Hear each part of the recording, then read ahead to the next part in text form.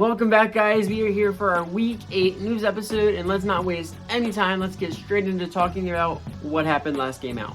So, guys, let's take a look at the box score for quarter by quarter. Obviously, we led after the first quarter with a field goal lead. Then Tennessee came running at us. They got 17 up on us. We only got a field goal to match.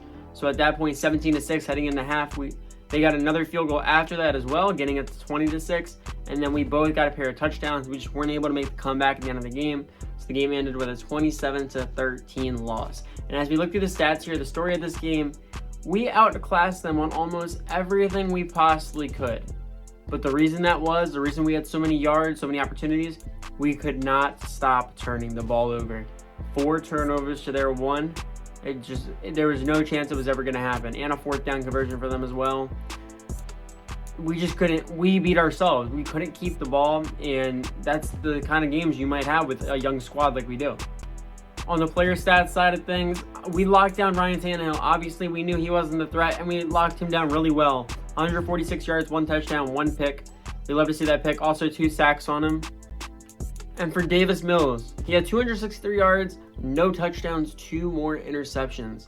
I'm going to be honest with you guys. We had a point very early on in the game after that second interception and then a sack, fumble. It was just ugly. He got sacked 4 times on the day. I really considered taking him out again. But I decided, you know what? The Titans, they're bottom of the division. We were 1-5 heading into that game, now 2-5. But I decided, with the way this team is, as young as we are, as many new weapons as we need, I'm going to let this team go through Davis Mills. Or at the very least, we can't be relying on Cam Newton. Obviously, he's a veteran presence. He's going to be calmer. But we need to rely on younger guys, figure out who we're going to be able to bring into the future. So if we end up making the playoffs in this division because of that, great. If not, that's okay too. It's the kind of thing that happens with a young team. But anyways, moving on to what did succeed.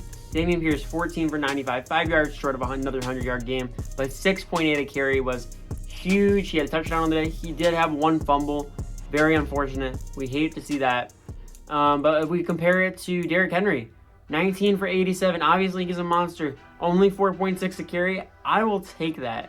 We also didn't allow him to get a touchdown on the day. So, and then our backup, Marlon Mack, 6 for 22, 3.7 a carry.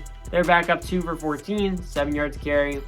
Just a awesome game. Obviously, we talked about Davis Mills' fumble. Andy Janovich also had another great 3rd down conversion. We love to see that. And let's talk about this receiving game. The reason Davis Mills was able to get so much was because, obviously, Deshaun Jackson is our vet. He doesn't have much time left, but if there's one thing this man can do right, lined up one-on-one on the outside, he's going to burn somebody. 2 catches for 115 yards. That's 57.5 each catch. 2 huge bombs. We love to see that. The longest one was for 61 yards. Just huge. And those are the strengths of Davis Mills. He just can't be making those stupid mistakes because he can let it fly. We just got to get him in those situations more. Robert Woods, 3 for 55, 18.3 a catch. Brevin Jordan, 4 catches, 53 yards. He continues to be dominant for us as a tight end position. John Mechie, 4 for 32. Treylon Burks, 3 for 27. Marlon Mack, 2 for 25. Traquan Smith, 3 for 25. And then obviously we have the rest of them. Traquan Smith did have the touchdown on the day. But yeah, besides that, nothing really else to write home about in the receiving game. Blocking, Titus Howard gave up 1. Laramie Tunsil gave up 1. I think that's his first one on the year. And honestly, if I'm remembering the play correctly, I blame it on Davis Mills. He backed up way too far. There was no way both the tackles could have known how far back he was going to go. They couldn't block their defender out from getting to him. On the defensive side of the ball, tackles led the way by Jerome Baker, 12 tackles in the day. We love to see that. For the Titans, it was Monty Rice and then Zach Cunningham at 9 and then 8. Tackles for loss in the day. We have a ton of them. Jerome Baker, Monty Rice, Zach Cunningham, Kevin Byard, Jalen Petre, Eric Murray. The list goes on and on. Sacks. Bud Dupree had 1.5. Jerome Baker had 1. Eric Murray had 1. Another back-to-back weeks with a sack off the edge on safety blitz. We love to see that. Harold Landry, the 3rd, had 1. Danico Autry had 1, and the other half a sack came from Kevin Byard. Interceptions on the day. Kevin Byard had 1. Zach Cunningham had 1. And CJ Gardner-Johnson, second straight week, second straight pick. Both those safeties are lighting it up. Obviously, TJ Gardner-Johnson is not playing the safety position. He's kind of playing a revolving door position. But we love to see that. That's perfect. Pass deflections. Derek Stingley got in there today. 3 of them on the day. We love to see that lockdown defense. Elijah Molden also had 2. And then obviously a string of ones for a lot of players. Forced fumbles. Christian Fulton had 1.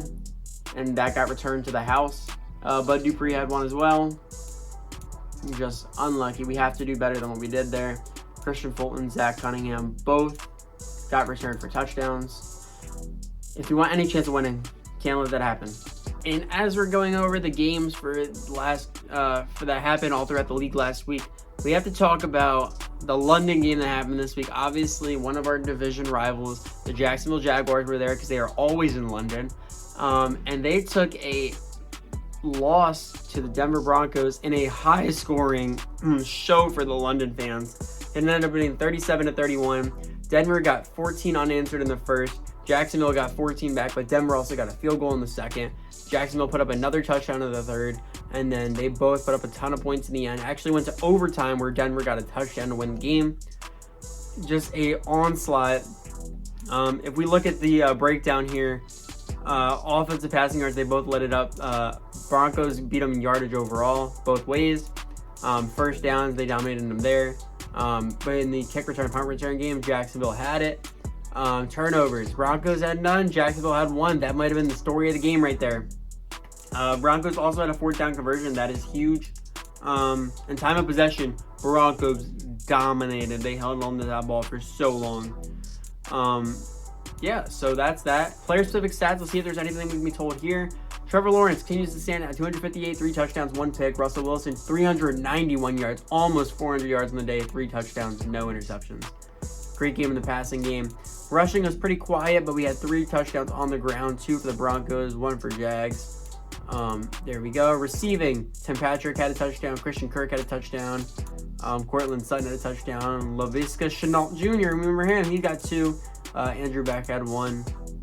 A pretty solid game overall. If I had to guess, was there a defensive touchdown? There was not. Just an offensive onslaught. And a huge result for us. The Indianapolis Colts took a low-scoring loss to the Washington Commanders. If you look at the quarter-by-quarter breakdown, Indianapolis got out to a strong 7-0 lead in the first, and then they gave up another touchdown in the second to tie the game up at half.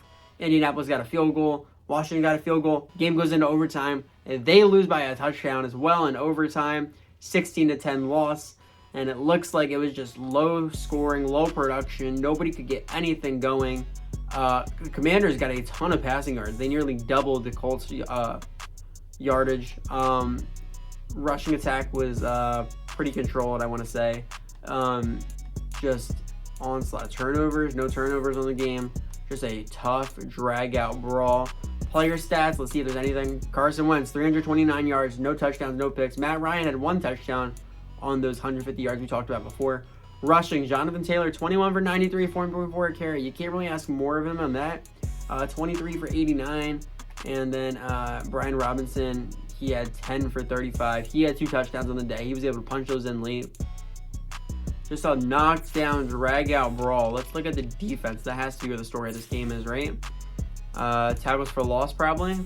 2 for Grover Stewart, 2 for Montez Sweat, 2 for Chase Young, 2 for Yannick Ngakoue, 1 for Shaquille Leonard, and then the list goes on and on. QB sacks, 2 for Grover Stewart, 1 for Chase Young, 1 for DeForest Buckner, 1 for Jonathan Allen, 1 for Cameron Curl, and then half a sack shared by Kwity Paye and Bobby Okereke. Interceptions, no interceptions on the day. Fumbles, is that an option for us? Forced fumbles? 1 was forced by Shaquille Leonard, but it was not recovered. So just a tough game, and we love to see that. That keeps our chances at the division title in the grasp.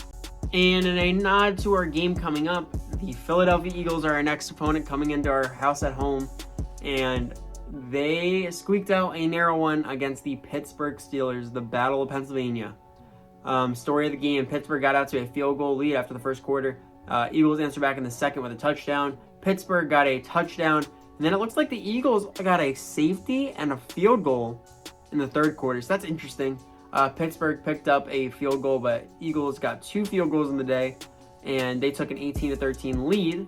And that looks like the story of the game. Again, another story of not a lot going on. 353 passing yards, though. That will be something to look at. Let's see how Baker Mayfield did on the day over with the Eagles now. They tied for turnovers 1-1. Penalty yards, possession was pretty similar. Player-specific stats. This might tell the story. Baker Mayfield, 359 yards, 1 touchdown, 1 pick. We love to see that. Mitch Trubisky, 214 yards, 1 interception. A solid day still, even though we couldn't get any touchdowns for him. Najee Harris, 57 yards, 4.4 a carry, 1 touchdown on the day. And then Boston Scott on the other side, he's taking the number 1 running snaps. He had 16 carries, 36 yards, 2.4 a carry. Nothing really to write home about. Devontae Smith is the leading receiver, 8 for 112, 14 a catch, and a touchdown. Just a pretty solid, low-scoring game. Drag out, fight it out, and the Eagles came out on top. So that's going to be something we're going to have to prepare for. And real quick, before we move the system along, we get us into our Week 9 phase.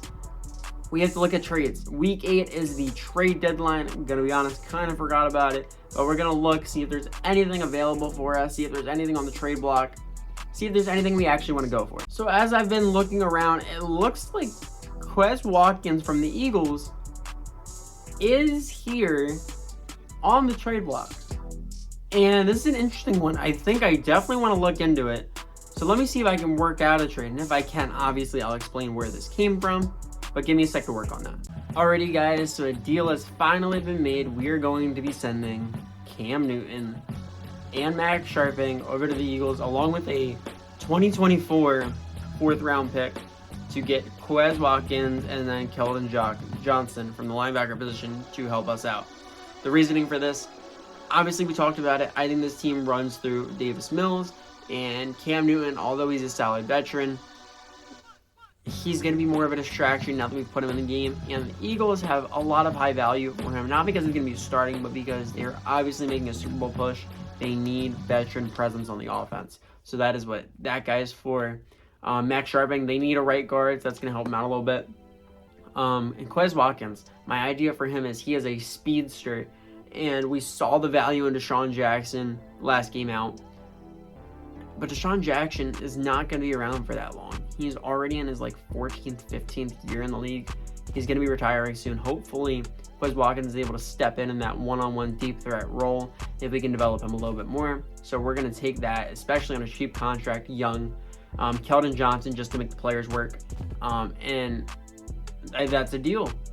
So with that, we're going to be moving our right tackle rookie, Austin Decules, down in the practice squad, just so we don't lose him, but also because we need to fill up a roster spot. And then we will be signing Josh Rosen to be our 3rd quarterback, or I should say our 2nd quarterback.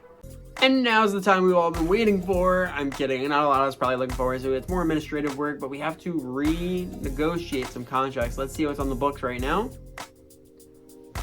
Not Kamu Grugier-Hill, not Philip Dorsett, Rasheem Green, and this is an interesting one. So he's one of our 2 right defensive ends, both age 25. He has made a lot of plays for us already. He's not asking for a ton. We can hop into negotiations. I'll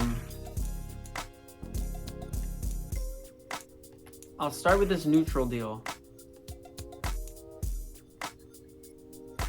I think we want to lock him up long term, whether we get another guy or not to replace him.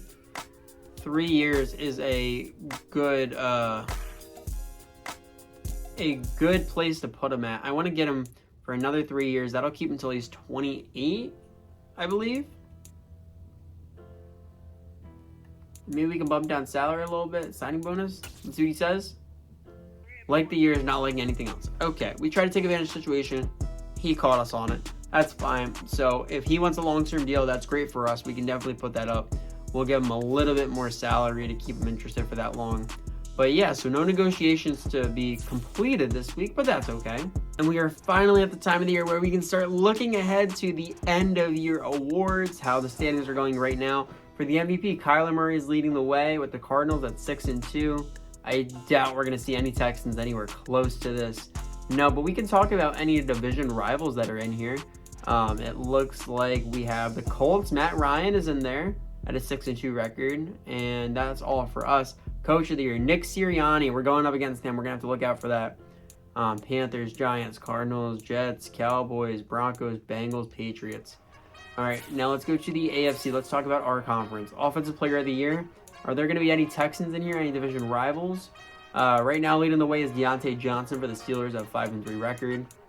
No, it doesn't look like anything. Our man, Brandon Cooks, other receiving partner, Tyreek Hill, is in there at number 9. Defensive Player of the Year. Matthew Judon's leading the way right now for the Patriots. Is there anything? The Colts, DeForest Buckner is in at 6. So that's interesting. Offensive Rookie of the Year, Dameon Pierce leading the way, baby. He has been a beast for us. And backed up 2 spots under is John Mechie III. So these Texans rookies are standing out, making some great production against the league. Defensive Rookie of the Year. Is there anything that we need to look forward to in here? Derek Stingley Jr. at number 8. That could definitely skyrocket. He's definitely picked it up over the past few weeks. And number 10 is Jalen Petre, a sneaky one in there. Best quarterback. We're not even going to look at that because we're nowhere close. Best running back. Is there a chance we're in here? Jonathan Taylor at number 5. Dameon Pierce at number 8. So we're in there. We're in there. Best receiver, I doubt we're going to be on there. Yep. Best O-line, maybe. Larry Tunsil at number 9. There we go. Best defensive line. It might be. Nope, not in there. Best linebacker. Nope. Best defensive back. CJ Gardner-Johnson. He's in there at number 8. We love to see that. Best kicker. We might be in here. He's been pretty automatic. Did I miss him? No. Okay, not in there. And yeah, that's everything we got. So we're obviously not gonna be looking at this every week. We definitely got a chance to look at it there, because I think it was the first week it opened up. But that's very interesting. But now we can look ahead to our next week's game. We're obviously gonna be at home once more. We're going up against the 5-2 Philadelphia Eagles. So for the injury reports, let's talk about that first. Royce Freeman is still out with a broken finger for 1 week. And he is going in, obviously Obo's just sitting on our injured reserve. But yeah, so he's going to be out once more this week. But let's talk about the Eagles, see if they have any injuries, maybe a little bit of assistance from the injury bug. No help there. So let's figure out who we are going to be playing on the field today. For the Eagles at quarterback, Baker Mayfield coming over from the Browns. He has been lighting it up for them. Great production for him so far. He's backed up by Gardner Minshew. We did try to make a move on him, try to replace Cam Newton with him, but we ended up just settling for Josh Rosen. Wasn't worth giving up anything else. And obviously Cam Newton is in there. Their third string, their veteran presence. So I doubt we'll be seeing him, but he'll be on the sideline for them. Halfbacks, Miles Sanders will be running the game for them today, backed up by Boston Scott. Fullback, Xander Horvath. The receiver positions, Devontae Smith, A.J. Brown, Zach Pascal, Jalen Reagor, Jawan Winfrey. Very, very interesting to see, guys. They don't have Quez Watkins. He is our guy, our boy. Maybe he will make his debut next week. We will see. The tight end position, Dallas Goedert is running the show, backed up by J.J. Arcega-Whiteside. For the line, we're going to run through this. Jordan Mailata, standout. Nobody expected him to be great. Left guard, Landon Dickerson. This center, obviously, Jason Kelce, going to be a Hall of Fame player once he hangs up the boots. At the right guard, Isaac Seumalo. And then the right tackle, Lane Johnson. Possibly another Hall of Famer there. For the defensive side of the ball, on the left end, Brandon Graham. The right end, Derek Barnett. The defensive tackle is Fletcher Cox, backed up by the rookie Jordan Davis. Obviously, Milton Williams in the wings as well. Hassan Reddick coming off the left outside linebacker position. In the middle linebacker, TJ Edwards and Kobe Dean are in there. On the right outside linebacker, Kaiser White. For the corners, Darius Slay, obviously the veteran of this team. Number 1 ace for them in the corner position. He's killing it. Taron Johnson in number 2. James Bradbury number 3. CJ Henderson number 4. Jaquiski Tart at the free safety position, backed up by Kayvon Wallace. Anthony Harris at the strong safety position. For kicker, they have Jake Elliott. What a leg. What a leg from this guy. And then the punter, obviously, Joseph Charlton. So a lot to look at there. Interesting. Who's going to be kick returning for them? Boston Scott. Okay. So interesting choice for them. But yeah, so we're taking a look at this team here, and obviously their offense they're pretty averagely loaded all around. They have offense, they have defense, and they're making a run at the Super Bowl this year. So hopefully we can squeak out a win because we're at home, but it's going to take a lot of work, especially with the string we've been on lately. So we're going to get into the game plans for this week, and game planning against their offense. I think the focus has to be the passing game, and more specifically, we're going to defend the medium passing game. They've been pretty elite at that. It also keeps us in a little bit further to be able to help the run, so we're going to definitely be going for that. And to game plan against their defense, they got an elite defensive line, some pretty good linebackers. I think they're going to be sending heat as they tend to do.